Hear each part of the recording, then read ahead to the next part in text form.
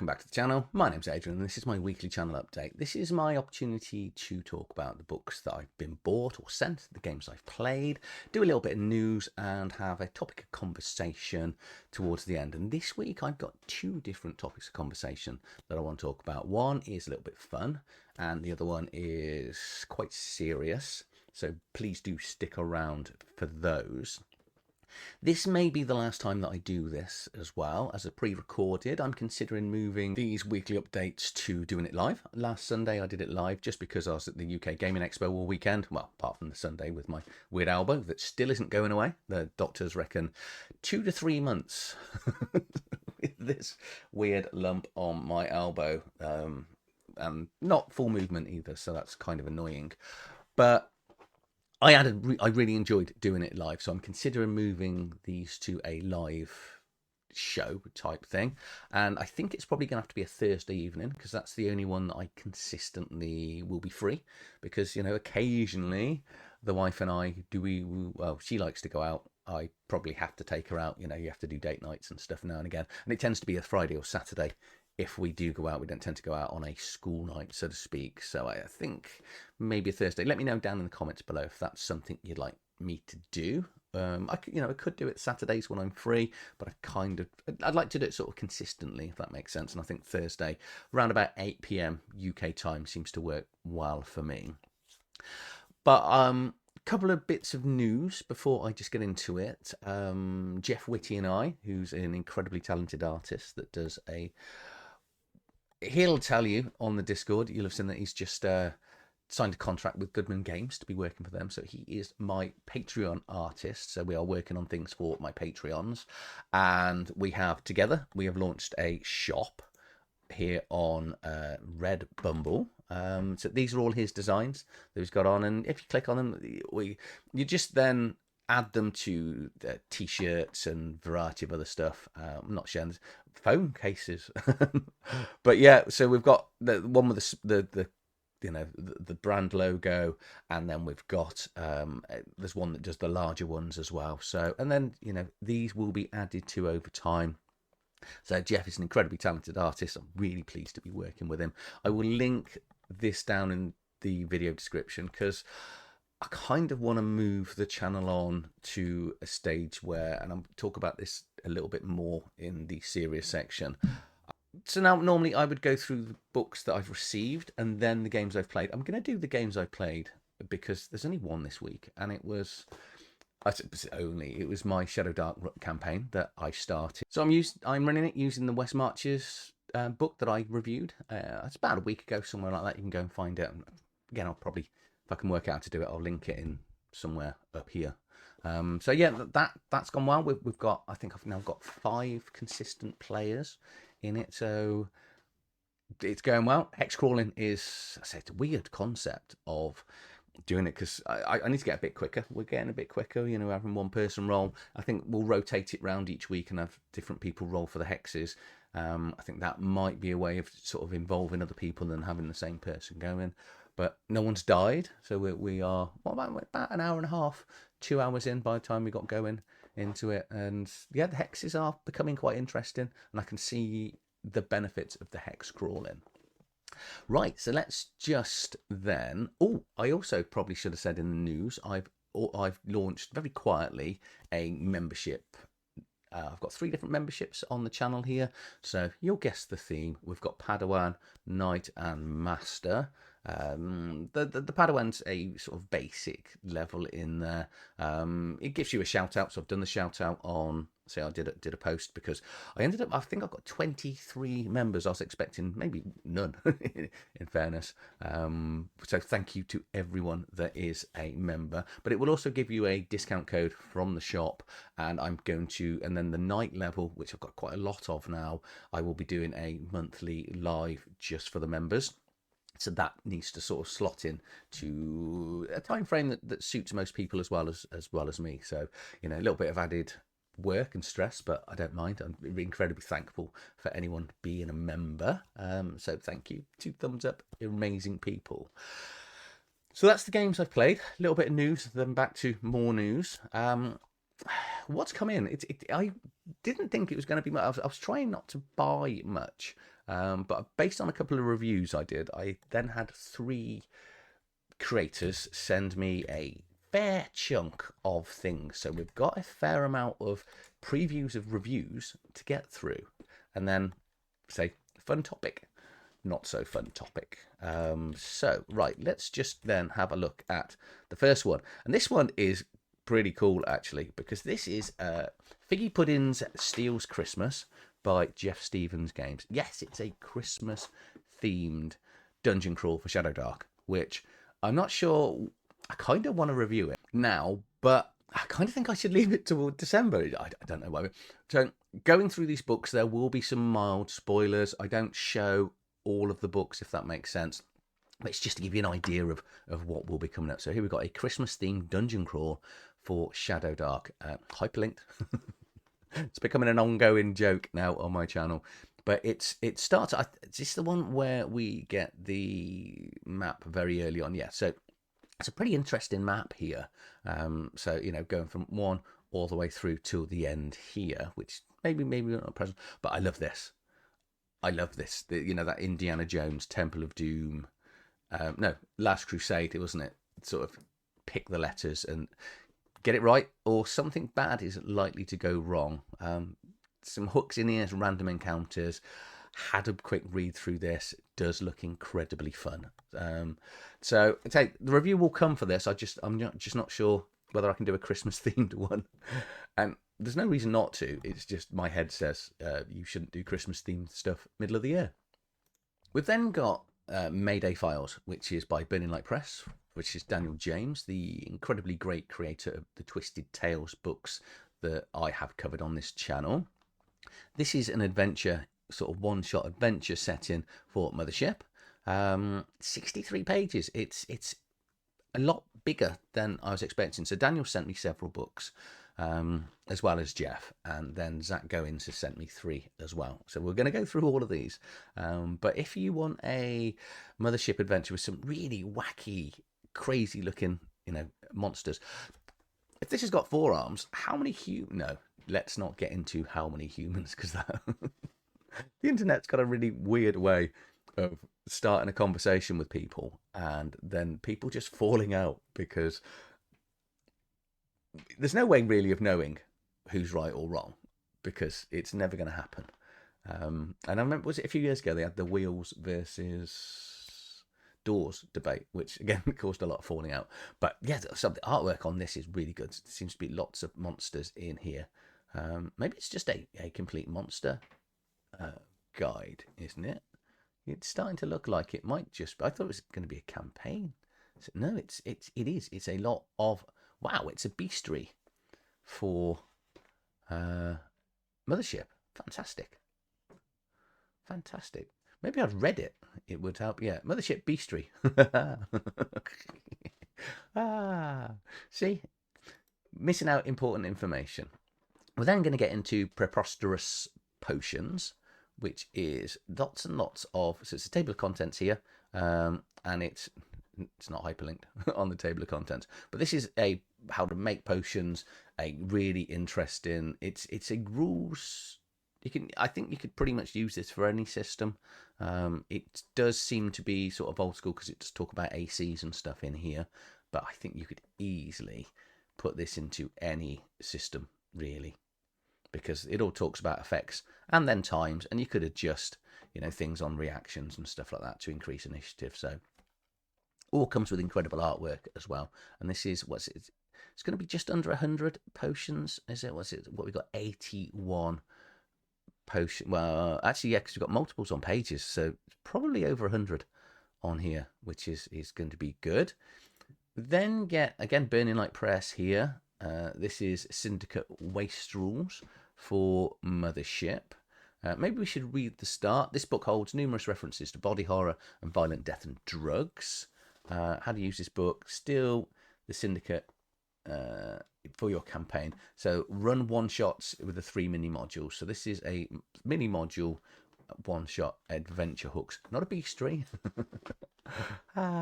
One day I'll fully read everything before I go into this. But the problem is I say problem in the most flattering of ways. I am sent quite a lot of things now, and I plan to read all of these, and I'll explain why I didn't get through them all later, because there's a book coming up that utterly blew me away when I was going through these, so I didn't get to read them all fully. We've then got the Duchy of Pinevale, which is I don't know. Elise James. So that's Daniel James. I don't know whether it's his partner or they seem to work together a lot, and they've got the same surname. So maybe related, maybe married. I don't know. But he sent me this one as well. So this is a world setting. Looking at it, hyperlinked. I've got all the settlements, the geography, the lakes, dangerous locations, taverns, postals. Okay, cool. It's like yeah. This would have saved me a lot of building a hex crawl. I could have just pretended and threw this in instead. And go, oh yeah, this city's here, and there's all these locations. I go, you got these maps? You made them already? I go, yeah.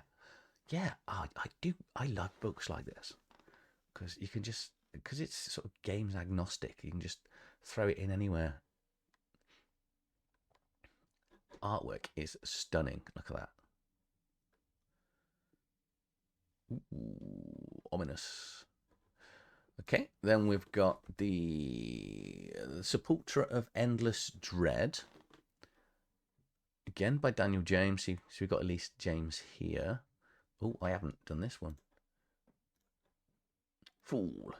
Oh, it's a Mortborg book. Would have shown that if it set up properly. I thought I'd done all of these. I do apologise.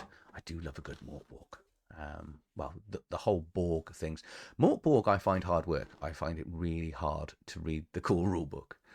But once you've played the game once, you don't really need the core rulebook. As in, you don't need to reference it that often because it is pretty simple. And this is a lot easier to read. Apart from that, it's not too bad. It's not too bad. Loads of maps. That's really nice looking, this Geist down here. Okay, that's a good little looking adventure. Tangled in Shrouds. This is one of Zach Goins. I have reviewed this on the channel already. Because I had an interview with Zach, which he was such a great bloke to sit down and talk to. And he sent me a challenge, actually. Well, we discussed a challenge because several people are saying I should get to GaryCon next year, which I think is March. So we've set the 5,000 subscriber challenge, which Zach kindly basically told people to unsubscribe. Well, not directly, but this is this is an adventure with 3 possible ways of running it, and 3 different outcomes. Well, there's lots of different outcomes, but watch the video. It's really good. And this is for Pirate Borg. We're then back to another one of Daniel's here, which is Twisted Classes, which I haven't set up. This is terrible this week. So that should have it done. This was, is it 4? When I had a look at, yeah, so these are 4 new classes for Shadowdark. So we've got the Road Warden here with backgrounds of Bandit, a Barger, is that? Folk of the River, Sturdy Men who run sales pool lines, okay?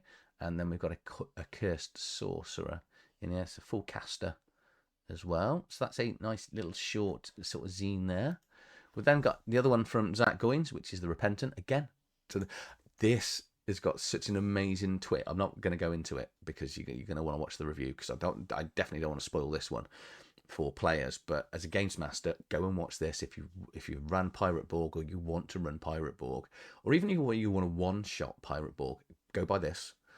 Run it for your players. It will take about 2 or 3 hours, and it gives them the greatest plot twist, problem, good thing possibly at the end. Utterly amazing little sort of adventure. It's only 16 pages, and I guarantee your players are going to love it. Yeah, do that.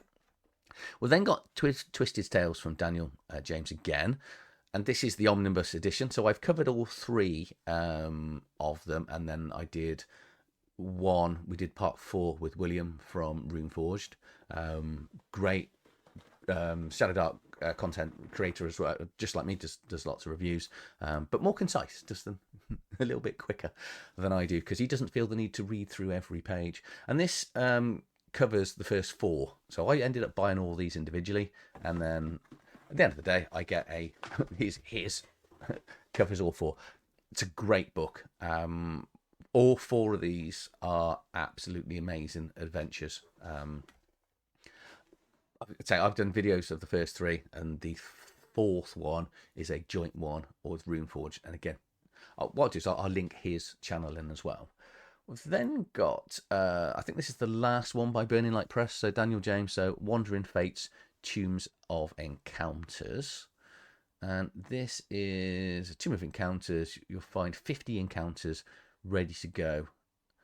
Does it say which rule sets it's for? It might just be pretty much for anything. VTTs, how long is it going to run for? These are Shadowdark stats, looking at it down here. Well, actually, you can use it mostly any old school stuff. That's pretty cool. So a ton of maps and one-shots. Yeah, you got AC hit points. You could use this for 5th edition, Shadowdark, old school essentials, any of those. Cool. I do like these sort of things.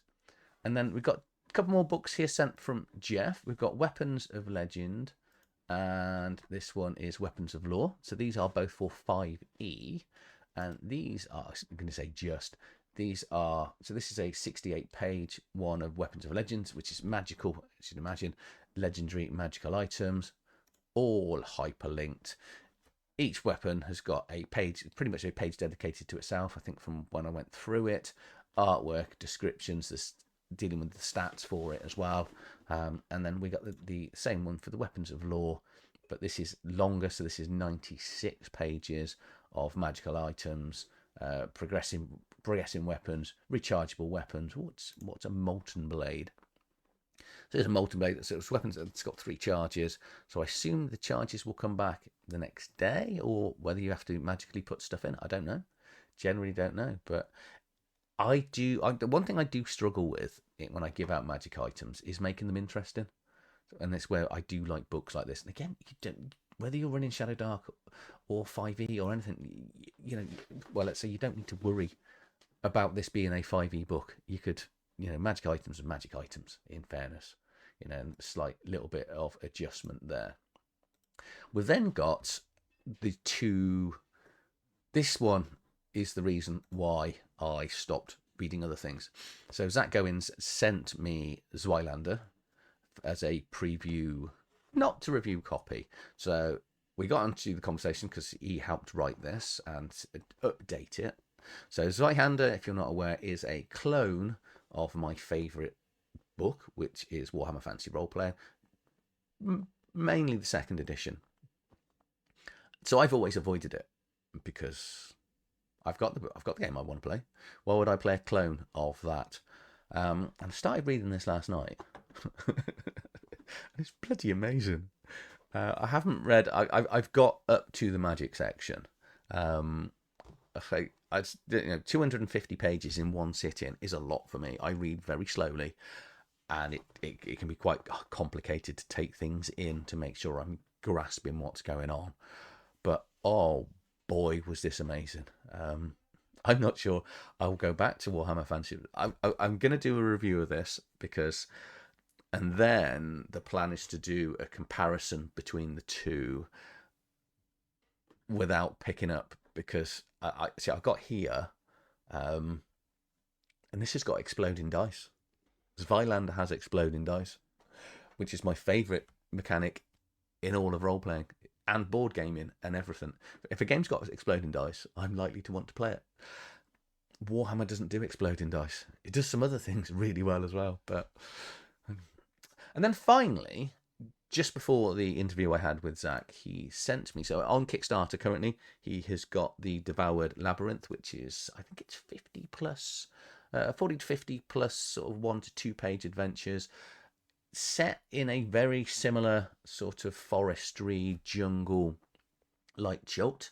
If you play Tomb of Annihilation for Dungeons & Dragons 5th edition, It's very much of that. Here's a dungeon.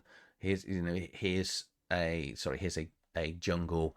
Lots of locations. Some of these are random locations, so they can be put in other places. It's got leveled areas, so it does sort of explain it where you could try and control the players. You are going to start with a gauntlet as well. Obviously, this is this is placeholder, so it's not complete, but all of the dungeons are going to be like this. So this is the gauntlet. As you can see, it's pretty huge, and there's some scary stuff in this gauntlet. I'm not going to go through much more. We fully go through this in the interview that I did with Zach. It is up on my channel already. We did it live. Next time I'm going to do a live interview, I am going to let people know way beforehand. We just decided about 5 minutes before it might be quite interesting to do it live. So, but I won't. I think I'm going to start doing a lot of the interviews live. It was good fun. So that is everything that I've had coming in for this week. Let's get on to the fun topic, which is wording of books. Well, not wording of books, wordings within books. So I was sent this very kindly by Andy Hobbs, one of my subscribers and my Patreons. He thought I might like it. Kind of did, until I found out it was Thaco, and Thaco confuses the bejeebers out of me. I'm a bit too simple to understand Thaco, even though the concept is quite simple. But what this does, and a lot of books do, so you get straight into the book. The artwork's amazing, and you do get to play a Cyclops as a playable character, which is Cyclopeans, they're called. But one of the things that really annoys me in this is, so Games Master is called Maze Controller for no other reason than to annoy the bejeebers out of me. So my mini fun topic of conversation is this: when I rule the world, which is unlikely to happen, I appreciate that, I will make sure that all role-playing games use the same terms throughout. There will be no Dungeon Master, Games Master, Maze Controller, Keeper, whatever it may be, whatever fun sheriff, whatever fun thing is going, it's going to be the same. It's going to be Games Master or whatever I decide it's going to be. And because picking up a new book is quite intimidating for me. I don't know whether this is a me issue or whether this is a everyone issue that has the same thing. I remember looking at Netrunner, the card game, which is one of the best collectible card games ever. And that had the same problem because it didn't have like a discard pile. It was called something elaborate, and didn't have a draw pile or what. It just changed all the names for no apparent reason. Well, it did because it wanted to make it theme wise. And I say role-playing games, I think we should have a little bit of consistency. It's not a power. Is it a power? Is it a feat? Is it what a feature? Let's call it one name. Experience. Is it experience? Is it XP? Zweihander called it something weird. What did Zweihander call it? Can't quite. I'm not going to find it quite quickly. But that again had a different feeling. And I think if we want to make role-playing games more accessible, again, this is just. I bet this doesn't affect anybody else in the world. That I think we should just be a little bit consistent and give them one name so we can easily understand exactly what we're talking about. That's my fun topic. Now on to the more serious one. So June is Men's Mental Health Week, and I looked at quite a scary statistic. And I'm not going to get into the sort of suicide rates of men, which is it's quite frightening. But they looked at, one of the stats I looked at is that 1 in 5 men will be suicidal, have mental health problems and things like that. And the average role-playing group will have 5 people in it. That means there's a very good chance that someone around that table is struggling. And I'm a man of a certain age. I grew up in the 70s where we weren't allowed to talk about feelings. We were seen and not heard. We weren't allowed to cry when we fell over, when we got hurt. And I'm very conscious that throughout my life that I've taken those childhood things, and that's the way I've been my whole life. I flitted with very dark thoughts. I've talked about this in my dark beginnings, so I'm not going to go through how I got into role playing. But long story short, I was very sort of suicidally teenager, and then I discovered role playing, and it's been the consistent thing that has sort of bonded me and kept me going through my life. You know, through the death of my father, bankruptcy, divorce. I've had some horrific things. I'm 22 years clean now, from a variety of Class A drugs. Well, when I was on a really sort of self-destructive path in my 20s, I've managed to maintain 3 and a bit months of sobriety, and now I'm back drinking heavily again. Um, it's weird because I've got a good family, got a great job, um, father to 5 children, 3 of which have left, because they grow up and go, and only ever want you when they want money. But that's kids for the rest of your life. 2 more in the house. Never see them other than when we eat. I've got good businesses that are going. Many's we do all right, but it still doesn't stop the self-destructive tendencies that I have in my life. Hence the reason which is one of the reasons that I do this, it's a hobby that I enjoy that mostly stops me being a little bit on the destructive misery side, so to speak. I'm by no means diagnosed as depressed or any of that, but I'm a man of a certain age, so we don't talk about any of this, and here I am talking about it on camera. So if I can do it, I think others should. Reach out to people.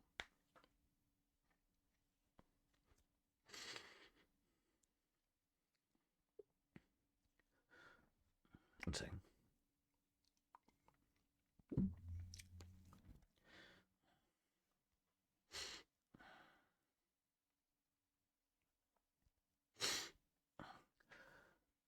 because we don't, as especially men of a certain age, child of the 70s, we don't go through any of this and we don't talk about it. So, and we keep it in a lot. And June is the month, and November, where everyone grows stupid moustaches, which is something I've never done. Okay, I've got a stupid beard. Let's go with that. Talk. If you do, I have quite a lot of people message me, and I like it. I do. The comments on my channel are mostly great. However, this week I did have to remove someone entirely. It's the first time it's ever happened. I had someone that very early on, I had someone joke. They wrote a comment on one of my videos, and it was they spelt everything deliberately wrong, and I was like, okay, I get what you're doing. And that didn't bother me, and that's the only time. And then I did my review of Daggerheart, which I didn't enjoy, and I think I was quite balanced in why I didn't like it and why it wasn't for me, so to speak. And someone took personal. I don't. They seem to really take it personally. But what wound me up the most, I would say, is it was quite clear they hadn't watched my video. They'd read the comments and made up their own mind about me. And, because they even put in one of the comments, I suggest you play the game. And very early on in the video, I made the video because I had played the game and read the book. And it was so mostly, I would say everyone's great. We even, this week on my Discord, we had it got into a little bit of a conversation that could have really escalated, because it was around, once you start talking about anything sort of political or anything like that, it can be quite explosive. And everyone involved was utterly amazing. That by the time I got to it, because I don't have any rules on my Discord, because I'm like that, I don't see why I should enforce stuff. If you're going to be a bit of a dick, I'm just going to remove you. If you're going to try and inbox people selling art, by the way, you're not. My channel's not for you, because we get those. But I think, getting back to the other point, I kind of want to move this into a place where I can not stop doing my jobs, because I do like my jobs and they pay well. But I took a promotion that I don't really enjoy. combined with everything else that goes on. I work 3 full-time jobs over my day as well as doing this. So as you can imagine, I'm always going, and my brain doesn't do well on its own. It's like when I'm doing things now around the house. That's why I wear the earphones to do it. I don't need earphones to record this, but they're noise cancelling earphones. It means I can talk to the camera. I don't pay attention to everything else that's going on. I wear earphones a lot to take out stuff. If I walk the dogs without earphones, I don't always like where my brain goes where I'm thinking. So people need to talk, and this is the reason I do this. I started doing this a year and a bit ago, and it gives me a focus. I had an interview with Jeff McAleer, and he was like, I think you should probably slow down your videos, because, you know, doing daily videos, sometimes doing multiple videos a day might not be the best thing for YouTube and growth. And don't get me wrong, I would love to do this full time, and that is what I'm now aiming to do, to sort of slow down my main job to try and make this more achievable to do that. Because I don't do this because I didn't start doing this because I wanted to make a living out of this. I don't think I'm going to be able to, but it's not going to stop me trying, by the way. I do this because it keeps me sane. It makes me happy. You know, I love my home, I love my family and my dogs and everything else that's going on, but this is my hobby, this is my escape. Last week, I had a new client contact me up in Newcastle, which for those that don't know British geography, I'm in the Midlands, so that is a 4.5-hour journey there for a 1-hour meeting for a 4.5 hour back, which is daft. Before lockdown, I'd have done it. Now, I don't want to. I want to be sat in front of a camera doing this. And you know, I'm starting to make money, and I'm not. This is no way meant to be a begging thing, because this is more about, you know, mental health, and hopefully people out there will talk, because if I can do it and I can do it on camera, then you should just find someone to talk to. Anyone. I'm gonna open up a tab in my Discord as well for people, because I see that on other people's Discords. I never really saw why people have it on their Discord, but I can definitely see why, you know, there's merit to it. By all means, inbox me. It might take me a while to get back to you, because I do get a lot of messages, but yeah, you're not alone. I'm probably one of you, so let's reach out. That's it. I think I've said enough. Let's catch everyone, I think. If you're still here, thank you for watching, especially. I'll see you on the next one.